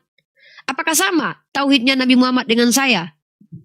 Saya berusaha sama dengan Nabi Muhammad, tapi saya tidak bisa pastikan saya sama dengan Nabi Muhammad. Karena tentu tidak mungkin pemahaman saya dengan seorang Nabi sama. Tapi setidaknya saya menyimpang tidak? Tidak. Apakah sama? Tentu Rasulullah pemahamannya jauh lebih mapan. Iya. Nah, mengenai kualitasnya. Iya, kualitasnya gitu kan. Tapi yang sholat silakan sholat, saya sedang tidak sholat. Ya Mbak Fairness, fokus ke Mbak Fairness. Bang, ya silakan apa lagi yang disampaikan Mbak? Udah cukup karena ada kegiatan. Terima kasih untuk ilmunya Uni. Saya harap sih teman-teman komentar ini, kita ini kan hanya belajar ya. Artinya nggak ada Sama-sama belajar. Saya dan Anda sama-sama belajar. mempelajari agama lain. Jadi kekritisan kita itu jangan dianggap kita ini mau menghujat. Karena saya baca komen ini kayaknya kita ini mau mencari kesalahan. Enggak, saya jujur saya murni. Saya memang hanya mencari hal-hal yang saya terlalu banyak mempertanyakan gitu ya. Ini hanya aja. Mudah-mudahan ya ini menjadi ilmu aja. Terima kasih Uni. Terima kasih sama-sama. Ya terima kasih Fairness. Fairness gini loh. Kalau saya begini ya, saya hidup di Indonesia, hak beropini saya dilindungi oleh Undang-Undang Pasal 28E nomor 2 dan 3. Seandainya saya ada salah bicara, hak orang untuk menghakimi saya, tapi mereka tidak berhak menentukan saya salah atau benar, karena saya tinggal di Indonesia. Tapi kalau saya dikriminalisasi, maka saya adalah orang yang tidak takut dikriminalisasi. Saya tidak pernah takut kalaupun ada yang mau menghakimi saya secara perorangan. Kenapa? Saya tahu konsekuensi menyampaikan kebenaran itu adalah akan dianggap tidak benar oleh orang-orang yang tidak benar. Konsekuensi menyampaikan kebenaran itu sejak zaman purbakala itu akan bertentangan dengan banyak orang. Itu pasti. Jadi jangan pernah takut dengan kebenaran perspektif Anda dulu, dan kemudian buktikan kebenaran Anda itu kebenaran yang tidak lari dari undang-undang, tidak lari dari etika dan moralitas. Kecuali Anda mengatakan sebuah asumsi yang tidak ada dasarnya, lalu rupanya bentuknya cacian. Kayak saya berani mengatakan saya bisa membuktikan Yesus itu anak hasil hubungan badan. Dasarnya ada, alat yang saya gunakan juga ada gitu. Jadi nggak perlu takut Fairness. Kamu coba lihat sendiri. Bahkan orang seperti Darni Rasmi yang jelas terang-terangan menghujat saja masih belum dilaporkan umat Islam. Kenapa? Ada pemakluman di antara umat Islam. Karena yang bicara ini adalah orang yang tidak ada akalnya, yang otaknya udah konslet, seorang PSK misalnya. Tapi karena Anda adalah seorang berpendidikan, maka tanggung jawab orang berpendidikan dengan PSK itu beda. Mohon maaf, saya bukan menyerisir PSK atau tidak ya. Kenapa kami mengabaikan Rasmi tapi akan mengincar orang-orang berilmu? Karena orang-orang berilmu ini dia ketika berbicara, orang-orang yang akademik kalau berbicara itu akan menginfluence orang lain. Maka saya itu lebih memang kalau orangnya yang bicara itu orangnya secara akademik ya, dia ini lalu dia membuat penyimpangan, itu akan dilaporkan itu. Silakan dilaporkan ke kantor polisi karena itu bisa menyesatkan.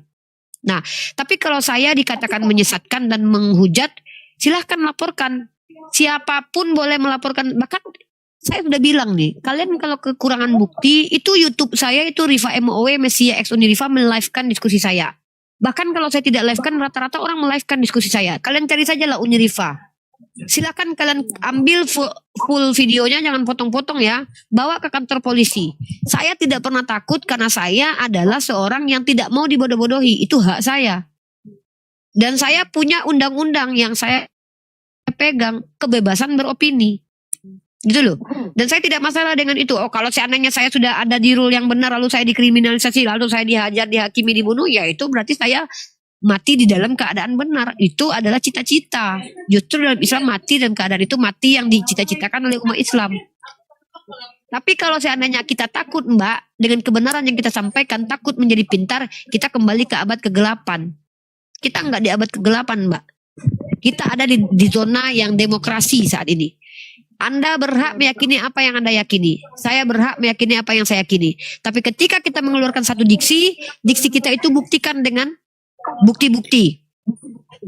Gitu. Iya, udah terbiasa.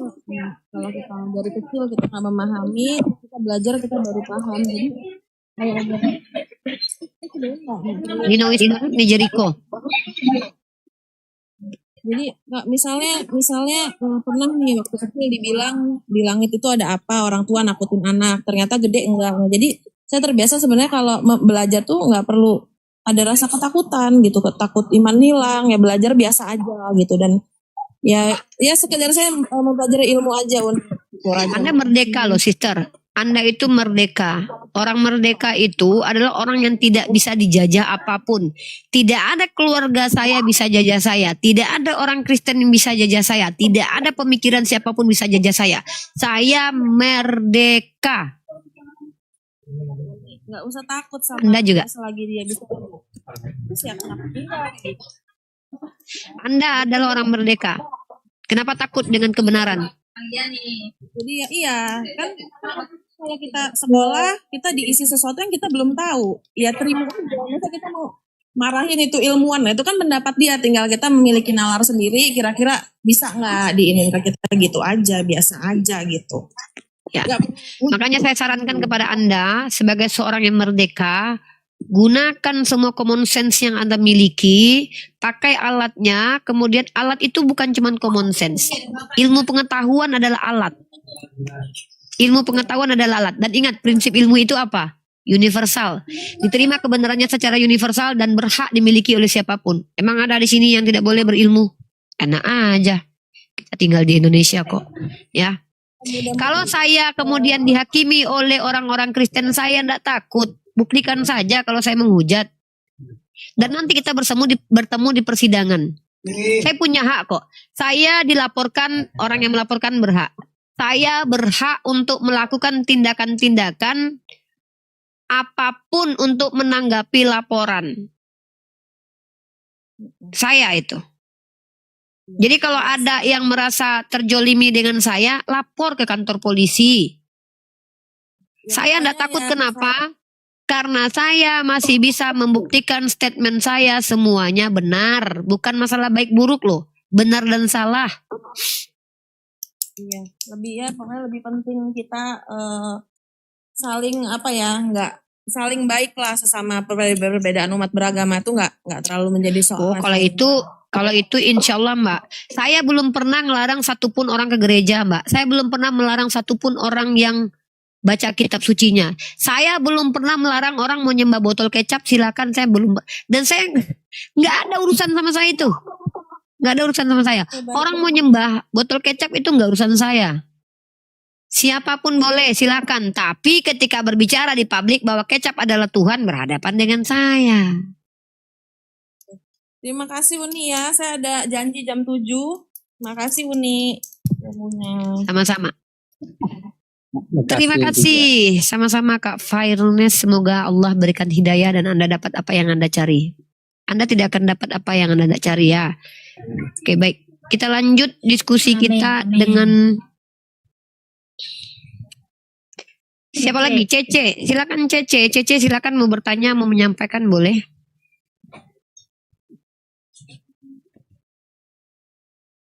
Wah, Cece ini ketiduran nih. Cece. Yang mau sholat silakan sholat. Saya lagi nggak sholat. Ya silakan Kak Cece kalau mau bertanya mau nih. Ada Kak Nora itu di Saya bawah mau itu. bertanya.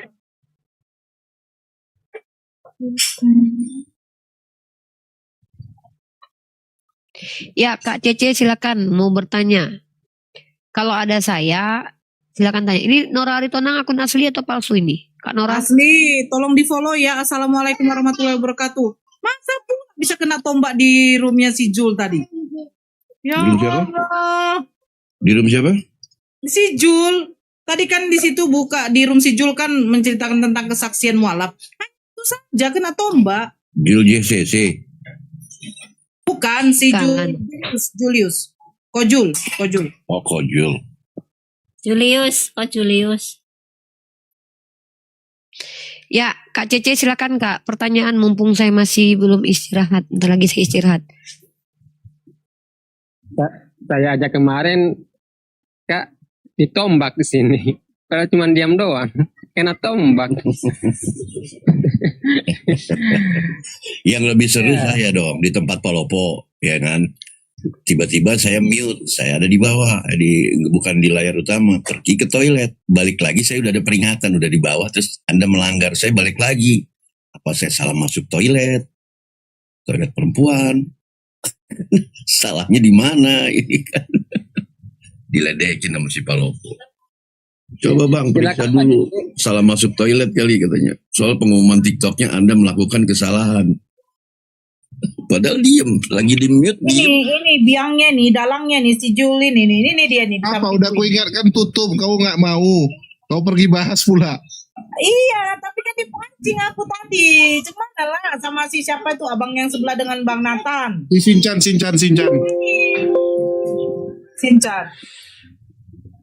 Ya silakan Kak Cece. Lanjut. Mbak Cece monitor. Mbak Yang Cece. lain. Mbak Cece. Iya. Ya, silakan Mbak Cece. Oke. Saya mau ngomong. Ngomonglah.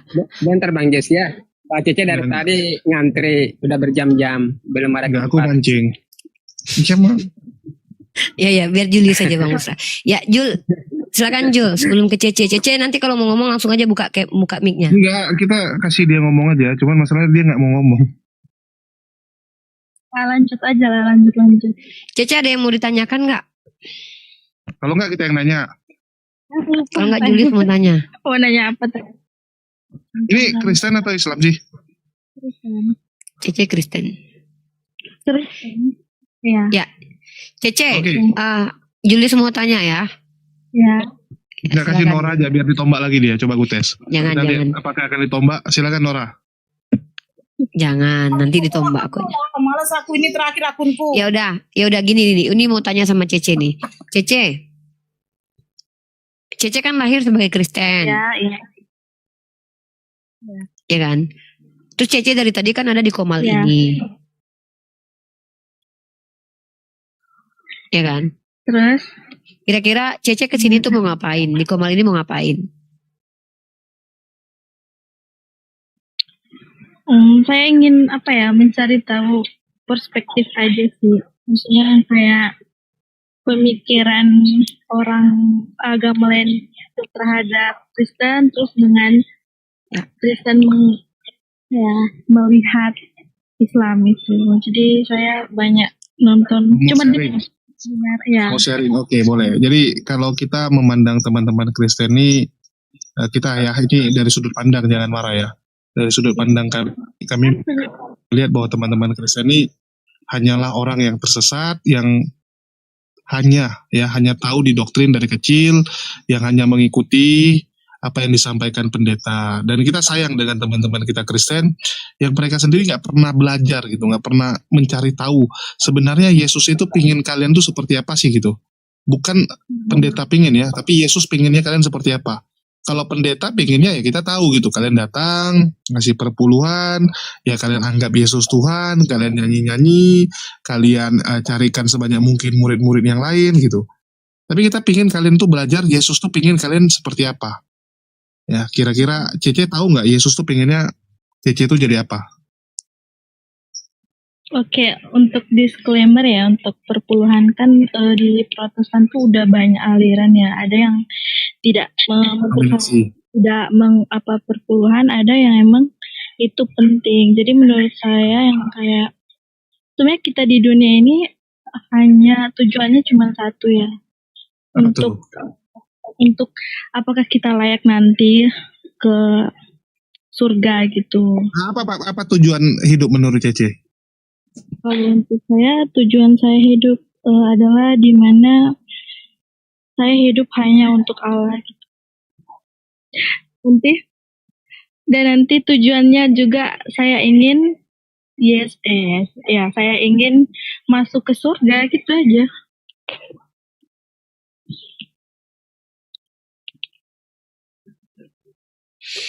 Ya masuk ke surga. Si Juli kena tombak ya. Juli kena tombak, itulah niat jelek ya Juli ya. Gara-gara pengen Kak Nora ditombak, akhirnya dia kena tombak sendiri. Oke gini Cece, sebenarnya Uni mungkin kita kenalan dulu ya. Salam kenal buat Cece mungkin orang yang sudah sering nonton Uni. Dari sudut pandang Cece, Uni ini seperti apa menurut Cece? Coba.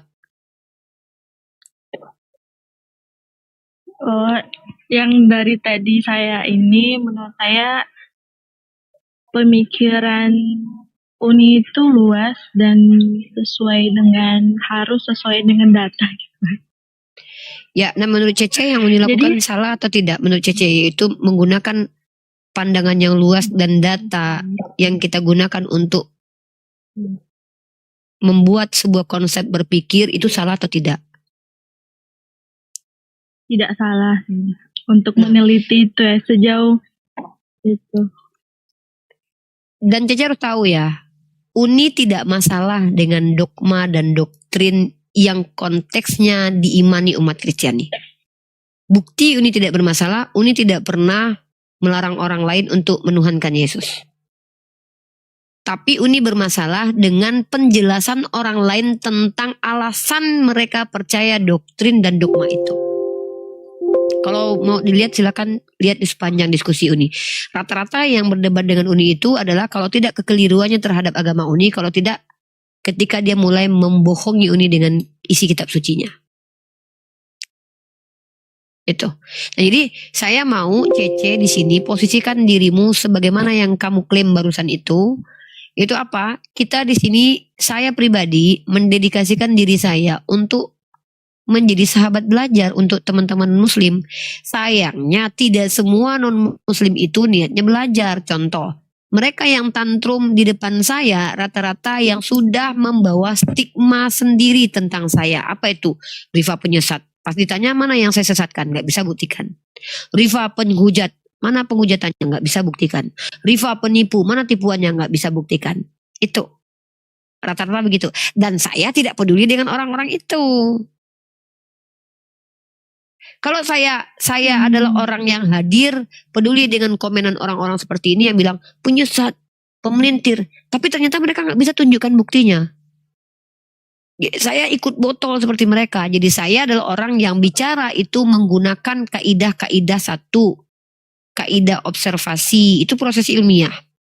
Menggunakan rasional saya, menggunakan common sense saya, menggunakan logika saya, menggunakan hati nurani saya, dan menggunakan data-data. Itu saya. Nah, jadi ketika saya katakan bahwa dalam Bible tertulis Yesus itu adalah anak hasil hubungan badan, itu bukan berdasarkan kebencian, tapi berdasarkan teks tertulis. Dasar yang pertama adalah Roma 1:3 bahwa ternyata Yesus secara kedagingan itu adalah diperanakkan dari sperma Daud. Itu bukti kalau dia itu punya silsilah. Bapaknya sampai ke Daud, Yosef. Maka di situ 3 ayat ini menunjukkan bahwa Yesus itu adalah anak hasil hubungan badan. Jadi kalau ada yang mau membantah, bantah. Oke, ini menurut pemikiran saya aja yang tadi kakak perlihatkan di Roma, yang kak bacakan tadi di Roma berapa 3? 1:3 ya. Ya, kalau menurut logika saya ya, itu kan dibilang menurut daging ya. Menurut daging, Yesus itu anak Allah itu diperanakan. Jadi kalau logika saya berjalan nih, menurut daging, jadi Yesus Kristus itu kan memang dari manusia. Dia juga dari daging. Tapi kalau dibilang menurut rohani beda lagi nggak sih? Ini kayak perspektif menurut daging aja gitu. Kalau logika saya. Yang ayat yang saya bawa itu menurut daging, bukan menurut rohani. Karena tidak ada entitas bernama Yesus dalam bentuk roh. Yesus di mana-mana dalam kitab Anda yang bisa kita lihat adalah sosok berdaging anak manusia, mengaku anak manusia yang dilahirkan dengan proses-proses normal, diberi nama Yesus. Itu yang kita bisa temukan dalam Bible. Tapi ada satu Yesus, ada 2 sebenarnya kalau kita lihat. Ada Yesus Barabas, seorang penjahat. Ada Yesus yang tidak berbentuk manusia tapi berbentuk tidak jelas yang ditemui oleh Paulus, mengaku sebagai Yesus.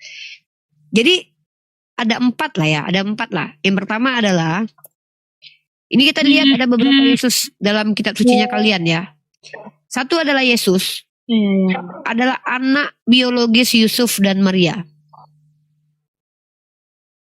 Yang kedua adalah Yesus, yang lahir dari Roh Kudus. Yang ketiga adalah Yesus Barabas. Yang keempat adalah Yesus yang berupa tak berbentuk yang ditemui Paulus. Dan juga ditemui oleh Yohanes di Pulau Patmos. Mari kita tunjukkan apakah keempat Yesus ini sama. Apakah orang yang sama? Saya bisa buktikan tidak.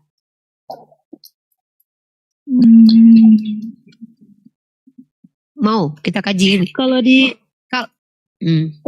fotoin ya, emang kalau menurut saya emang Yesus Kristus itu adalah hasil dari apa yang Allah kehendaki. Kan di situ kita mengatakan ketika Allah berfirman maka hal itu terjadi. Jadi ketika Allah berfirman akan ada anak yang lahir tanpa dosa gitu lah ya, bisa dibilang. Itu adalah Yesus Kristus. Wah, itu Yesus. Itu adalah Isa Al-Masih, sayang. Itu adalah Isa Al-Masih. Gini, tidak mungkin ya, ini kita pakai penalaran nih. Ketika seorang manusia dihadirkan dengan magic oleh Tuhan semesta alam, diberi nama oleh Tuhan, menurut kamu mungkin tidak nama yang dipakai adalah nama yang biasa dipakai oleh manusia biasa?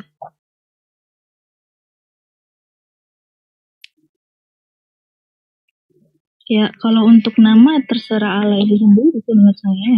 Gini loh. Kamu kalau punya anak kasih nama, kamu pasti kasih nama yang spesial, yang tidak sama dengan nama lain. Ini Tuhan kasih nama, tapi namanya kayak nama Bambang. Penjahat aja udah pakai nama Yesus waktu itu. Ini Tuhan kasih nama loh. Tapi nama yang dikasih ngapa?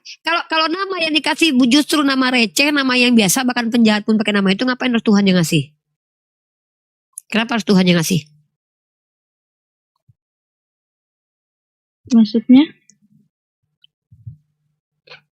Kalau Tuhan